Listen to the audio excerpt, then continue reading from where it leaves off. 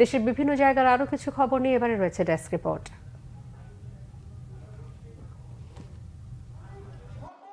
Express train চালুর দাবিতে মানববন্ধন হয়েছে সিরাজগঞ্জে।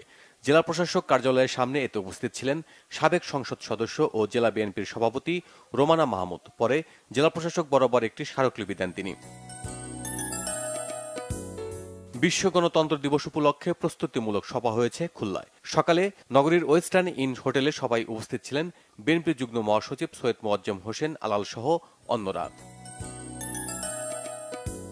রাজশাহীতে ছাত্র আন্দোলন চলাকালে ছাত্রদের উপর হামলা, গুম, খুন ও অস্ত্রবাজদের গ্রেপ্তার ও শাস্তির দাবি জানিয়েছে বিএনপি নেতাকর্মীরা। দুপুরে মেট্রোপলিটন পুলিশ কমিশনার আবু সুফিয়ানের সাথে মত বিনিময় সভায় উপস্থিত ছিলেন বিএনপির বিভাগীয় সাংগঠনিক সম্পাদক শাহিন শকত সহ অন্যরা।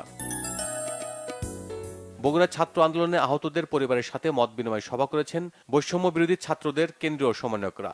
সকালে জেলা পরিষদ মিলনায়তনে আহতদের খোঁজ খবর নেন তারা। ন্যূনতম মজুরি 20,000 টাকা ধার্য সহ 7 দফা দাবিতে সমাবেশ ও মিছিল করেছে বেসরকারি স্বাস্থ্য প্রতিষ্ঠান কর্মচারী ইউনিয়ন। সকালে চট্টগ্রাম নগরীর চটেশ্বরী মোড় এলাকায় সমাবেশ করেন তারা। প্রতিবন্ধীদের অধিকার ও সমাজে অন্তর্ভুক্তি বিষয়ক মতবিনিময় সভা হয়েছে গাজীপুরের কালীগঞ্জে।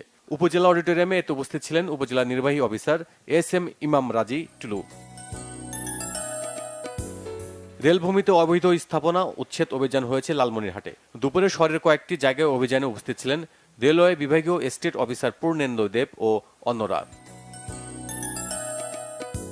সেনাবাহিনীর সমন্বয়ে ফ্রি মেডিকেল ক্যাম্পেইন হয়েছে নোয়াখালীতে। সদর উপজেলায় পোদ্দারহাট সরকারি প্রাথমিক বিদ্যালয়ে এ সময় উপস্থিত ছিলেন মেজর আনোয়ার সহ অন্যরা। মাশরুম চাষ সম্প্রসারণ নিয়ে মাঠ দিবস পালিত হয়েছে গোপালগঞ্জে। সদর উপজেলার গোবরা লঞ্চঘাট গ্রামে এতে বক্তব্য রাখেন খামারবাড়ির উপপরিচালক আব্দুল কাদের সর্দার। কর্ণফুলী পেপার মিলস লিমিটেডের উৎপাদন চালু রাখা এবং উৎপাদন বিরোধী ষড়যন্ত্রের প্রতিবাদে মানববন্ধন হয়েছে রাঙ্গামাটিতে।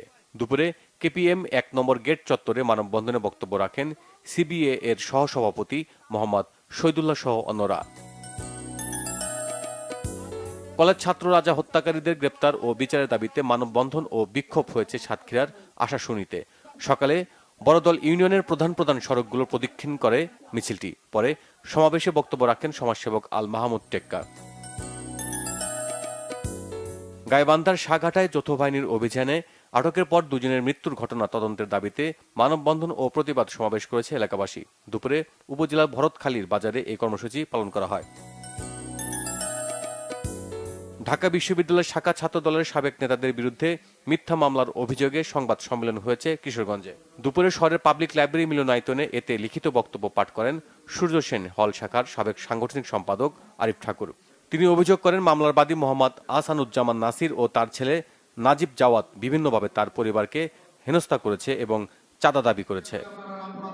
Bangla vision news desk.